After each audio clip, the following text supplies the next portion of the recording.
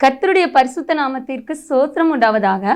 Joy time மூலமாக உங்கள் அனைவரையும் சந்திப்பதில் மிகவும் மகிழ்ச்சி அடைகிறேன். உங்கள் இருதயம் கலங்காதிருப்பதாக என்ற தலைப்பில் யோவான் 14ஆம் அதிகாரம் 1வது வசனம்.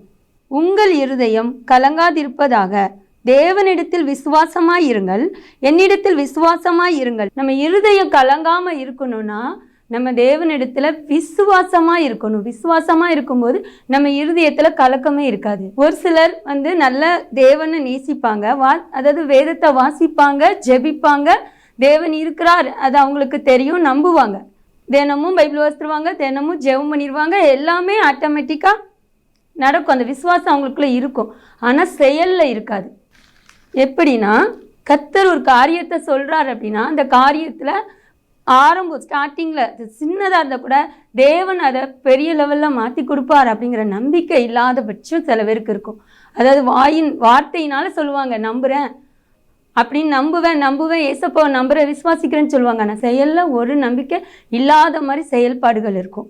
எப்படின்னா, ஃபார் எக்ஸாம்பிள், ஒரு குடும்பத்தில் ஒரு வயதான ஒரு தந்தை, அந்த தந்தைக்கு மகள் உண்டு. மகள் திருமணத்திற்காக அவங்க ஜெபித்து கொண்டு இருக்காங்க. தேவனும் திருமணத்துக்காக அவங்களுக்கு ஜெபிக்கும் பொழுது வெளிப்பாடுகள் கொடுக்காங்க. ஜேம்ஸ் என்ற மகனை குறித்து, அந்த மகனை குறித்து ஜெபிக்கும் பொழுது இந்த காரியம் நன்மையா இருக்கும்னு சொல்லி தேவன் ஒருத்தர் மூலமா வெளிப்பாடு கொடுக்குறாங்க, அவங்க ஃபேமிலி மூலமாவே. பட் அவங்களுக்கு அந்த வெளிப்பாடு கொடுத்தாலும் இன்னொரு இடத்துல கொஞ்சம் நல்ல வசதியா, இன்னும் கொஞ்சம் நல்ல ஒரு ஃபேமிலியா நல்லதா இருக்குது. ஆனா அது அவங்க சுய விருப்பம் என்னன்னா அவங்களுக்கு கொடுக்கணும். ஆனால் தேவ சித்தம் ஜேம்ஸ் அப்படின்ற அந்த மகனுக்கு. இவங்களுடைய சிந்தனைப்படி கர்த்தர் சொன்ன அந்த இடம் அது கஷ்டப்பட்டவங்களா இருந்தாலும் அது நல்லா இருக்குங்கிற விசுவாசம் அவங்களுக்குள்ள உறுதியாக இல்லை. ஆனால் அந்த பீட்டர் என்ற மகன் நல்ல வசதி உள்ளவனாக இருந்ததுனால அந்த மகனுக்கு திருமணத்தை செய்து கொடுக்குறாங்க.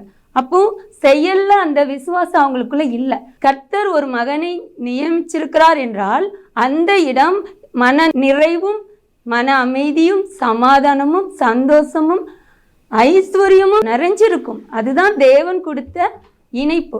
ஆனால் தன்னுடைய விருப்பப்படி அவங்க செய்த அந்த திருமணம் முடிவில் என்ன ஆகுதுன்னா, ஒரு 15-16 வருஷத்துக்கு அப்புறம் பார்த்தீங்கன்னா அந்த குடும்பத்தில் ஒரு குழப்பங்கள், சண்டை, பிரிவினை, பிரச்சனை. அவங்க நல்ல வசதியாக இருந்தாங்க, ஆனாலும் மனசில் நிம்மதி கிடையாது, ஒரு அமைதி இல்லை, கலக்கம் இருதயத்தில். தாய் தகப்பனுக்கு ஒரு கலக்கம் ஏற்படுது. மகளை குறித்து, மகள் வேதனைப்படுகிறாளே, கஷ்டப்படுகிறாளே என்ன ஒரு கலக்கம் அவங்களுக்குள்ள, மன அமைதி இல்லாதபடி அந்த கலக்கத்தோடு இருக்கிறாங்க. இதுக்கு என்ன காரணம்? அவங்களுடைய விசுவாசம் செயலில் இல்லாத காரணம். விசுவாசிக்கிறவங்களுக்கு கண்டிப்பாக இருதயத்தில் கலக்கமே இருக்காது. நம்ம கூட தேவன் இருக்கார் அப்படின்னா அதை நம்பும்போது தேவன், அது கஷ்டப்பட்ட மகனாக இருந்தாலும் கஷ்டப்பட்ட மகளாக இருந்தாலும் அந்த மகன் வந்ததுக்கப்புறம், அந்த மகள் வந்ததுக்கப்புறம் நம்ம விட நிறைவாக இருக்கும், சந்தோஷமாக இருக்கும், மகிழ்ச்சியாக இருக்கும், ஐஸ்வர்யம் எல்லாம் தேவன் கூட எல்லாவற்றையும் கொடுப்பார். அந்த வாழ்க்கையை தேர்ந்தெடுக்காம தன்னுடைய விருப்பப்படி எடுத்ததுனால முடிவில் அவங்களுக்கு கலக்கம் தான் ஏற்பட்டுச்சு. வார்த்தையில் விசுவாசம் இருந்தால் காணாது, நம்முடைய செயல்பாடுகளில் விசுவாசம் இருக்கணும். ஒரு தேவன் ஒரு திட்டத்தை சொல்றார் அப்படின்னா, ஒரு காரியத்தை, இந்த மகளே இதை நீ செய்யாதே, இந்த தொழில் உனக்கு வேண்டாம், இந்த வேலை உனக்கு வேண்டாம், இந்த வியாபாரம் உனக்கு வேண்டாம், ஏதாவது ஒரு காரியத்தில் உங்களுக்கு வெளிப்பாடு யார் மூலமாவது வசனத்தின் மூலமாவது உங்களுக்கு பேசுவார் என்றால் அது தடை செய்யாதபடி, அதாவது அந்த பிசாசு அதை தடுக்க எத்தனையோ காரியத்தை செயல்படுவாங்க, எத்தனையோ காரியத்தை கொண்டு வருவாங்க. ஒரு நல்ல காரியம் தேவனுக்கு சித்தமானதை செயல்படுத்த விடாம பிசாசு எத்தனை விதத்துல போராட்டத்தை கொண்டு வருவான். ஆனாலும் அதுல நம்ம உறுதியா இருக்கணும். தேவன் தந்தது இதுதான் பெஸ்ட், இதுதான் நல்லா இருக்கும்னு சொல்லி நம்ம உறுதியா விசுவாசிக்கும் போது தேவன் அதில் அற்புதத்தை செய்ய முடியும். நம்ம இஷ்டத்துக்கு இதுதான் நல்லா இருக்கும் சுய சித்தத்தின்படி நம்ம நடந்தோம், ஆனால் முடிவில் அது பயங்கரமாக இருக்கும். நம்ம இருதயம் கலங்கி கொண்டுதான் இருக்கும். அதான் வசனத்துல, உங்கள் இருதயம் கலங்காதிருப்பதாக தேவனிடத்தில் விசுவாசமாய் இருங்கள், என்னிடத்திலும் விசுவாசமாய் இருங்கள். அந்த விசுவாசம் நமக்கு உறுதியா இருந்துச்சுன்னா நம்ம இருதயம் கலக்கம் அடையாது. அதே அதிகாரம் 14வது அதிகாரத்துல 12வது வசனம் வாசிங்க. மெய்யாகவே மெய்யாகவே நான் உங்களுக்கு சொல்கிறேன், நான் என் பிதாவினிடத்திற்கு போகிறபடியினால் என்னை விசுவாசிக்கிறவன் நான் செய்கிற கிரியைகளை தானும் செய்வான், இவைகளை பார்க்கிலும் பெரிய கிரியைகளையும் செய்வான். அதாவது தேவனை விசுவாசிக்கும் போது நம்ம செய்கிற ஒவ்வொரு செயலும் தேவனுக்கு பிரியமானதாக இருக்கும். அதை காட்டிலும் பெரிய கிரியைகளையும் செய்வான்னு தேவனை சொல்றார். நம்ம விசுவாசிக்கும் போது செயல்லையும் காட்டணும். விசுவாசம் வார்த்தையில் இருந்தால் போதாது, செயல்ல உறுதியாக தேவன் நம்ம கூட இருக்காரு, அது நல்லா இருக்குங்கிற நம்பிக்கை நமக்குள்ள இருக்கும்போது நம்ம இருதயம் கலங்காது. யோவான் 15ஆம் அதிகாரம் 11வது வசனத்துல பாருங்க, என்னுடைய சந்தோஷம் உங்களில் நிலைத்திருக்கும்படிக்கும் உங்கள் சந்தோஷம் நிறைவாயிருக்கும்படிக்கும் இவைகளை உங்களுக்கு சொன்னேன். கர்த்தர் ஒரு வார்த்தையை நமக்கு வெளிப்பாடு மூலமாவோ யார் மூலமாவோ வசனத்தின் மூலமாவோ சொல்றார் அப்படின்னா நம்முடைய சந்தோஷத்துக்காகவும் நம்மளுடைய ஒரு நன்மைக்காகவும் அதை அப்படி நம்ம எடுத்துக்கணும். வசனம் அதுதான் சொல்லுது.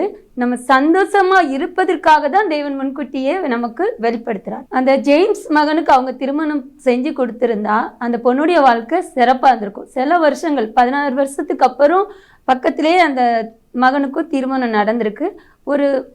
ஒரு மேரேஜ் ஃபங்க்ஷனில் அவங்கள சந்திக்கிறாங்க. அந்த பீட்டர், இவங்களுக்கு பீட்டர் ஜேம்ஸ் மகனை சந்திக்கிறாங்க. அவங்க மனைவியோட அந்த இடத்துக்கு வந்திருக்காங்க.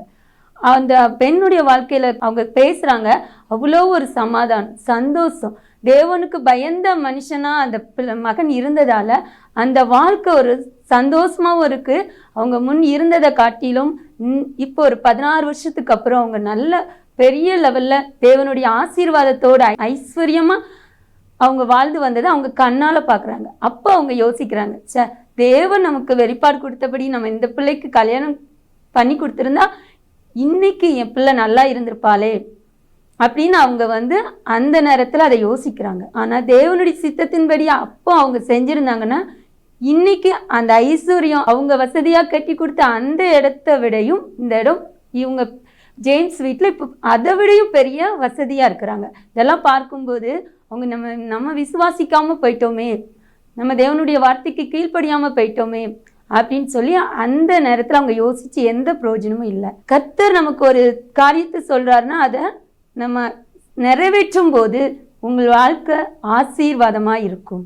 அது மட்டும் இல்லை, நம்ம அவரை விசுவாசிக்கிறோன்னா அவர் மேலே அன்பு இருக்கும். நம்ம அவர் மேலே அன்பு வச்சுருந்தோன்னா உண்மையிலே தேவனுடைய பிள்ளை, நம்ம தேவன் சொல்கிற வார்த்தை கீழ்ப்படிஞ்சாதான் அவர் வெளிப்பாடு எது கொடுத்தாலும் அதுக்கு கீழ்ப்படியும் போது தான் நம்ம தேவன் மேலே அன்பாக இருக்கிறோன்னு அர்த்தம். இது மாதிரி தான்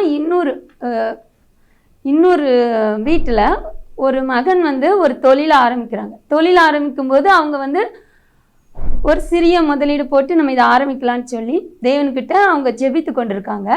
ஆனால் அது வசனத்தின் மூலமாக தேவன் இது வேண்டாம், அதாவது பெரிய லெவலில் அமௌண்ட்டை பெரிய லெவலில் போட்டு தொழில் செய்கிறதுக்காக அவங்க ஜெபம் செய்யும்போது தேவன் அதை வேண்டான்னு சொல்லி அந்த வசனத்தில் கொடுக்குறாங்க.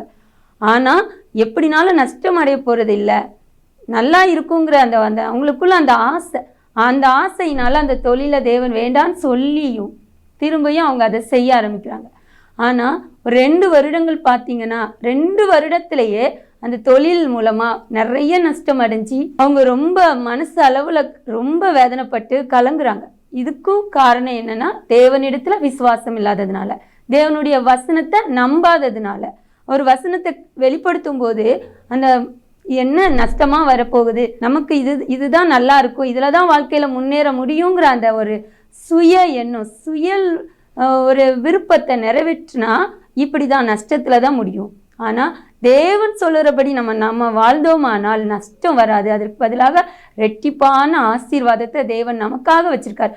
அதை பெற்றுக்கொள்ள தகுதி உள்ளவங்களா நம்ம இருக்கணும். அவர் வார்த்தைக்கு கீழ்ப்படியும் போதும் அவரை விசுவாசித்து நம்பி செய்யல கிரியைகளில் நம்ம அந்த விசுவாசத்தை காட்டணும். நான் தேவனை விசுவாசிக்கிறேன்னு சொல்லிட்டு அந்த விசுவாசமே இல்லாமல் நம்ம செயல்பட்டோம்னா எந்த அற்புதத்தையும் நம்ம பெற்றுக்கொள்ள முடியாது. ஆனால் தேவனை விசுவாசிக்கிற நம்ம அவர் சொல்கிறபடி செயல்லையும் நம்ம காட்டும்போது அவர் வைத்திருக்கிற ஆசீர்வாதத்தை பெற்றுக்கொள்ள, நமக்கு அவர் தருகிற அற்புதத்தையும் அதிசயத்தையும் பெற்றுக்கொள்ள நம்மளால் முடியும். ஜெபிப்போம். ஸ்தோத்திரம் இயேசப்பா, இந்த நாளிலும் ஆண்டவரே கேட்ட செய்தியின்படி எத்தனையோ பிள்ளைகள் வீட்டில் அப்பா உம்மை விசுவாசத்தோடு ஜெபிக்கிறாங்க. வேதம் வாசிக்கிறாங்கப்பா, ஆனாலும் அந்த செயல்பாடுகளில் அவங்களுக்குள்ள விசுவாசம் இல்லாத பட்சத்தில் அவங்க மன விருப்பத்தின்படியே அதை சார்ந்து செயல்படுறாங்கப்பா. அதனால தான் மனக்கலக்கங்கள், வருத்தங்கள், வேதனைகள், அப்பா போராட்டங்கள் அதபடி இல்லாதபடி அப்பா தகப்பனே, இந்த பிள்ளைகள் உம்மை விசுவாசித்து செயல்களிலும் அந்த விசுவாசத்தோடு செயல்பட நீங்க உதவி செய்ய வேண்டுமா ஜெபிக்கிறோம் அப்பா. உம்முடைய விசுவாசம் அவர்களுக்குள்ள என்றும் நிலைத்திருக்க, கடுகளவு விசுவாசம் இருந்தால் கூட இந்த மலை போன்ற பிரச்சனையை நோக்கி அவங்க ஜெபித்தாலும் அந்த பிரச்சனை அது விலகும் தகப்பனே. அதை அறிந்து கொண்டவர்களாய் பிள்ளைகள் வாழ அப்பா நீங்க கிருபை கொடுக்க வேண்டுமா ஜெபிக்கிறோம். துதி கனம் மகிமை அனைத்தும் உமக்கே செலுத்துகிறோம். இயேசு கிறிஸ்து மூலம் ஜெபிக்கிறோம் நல்ல பிதாவே, ஆமென்.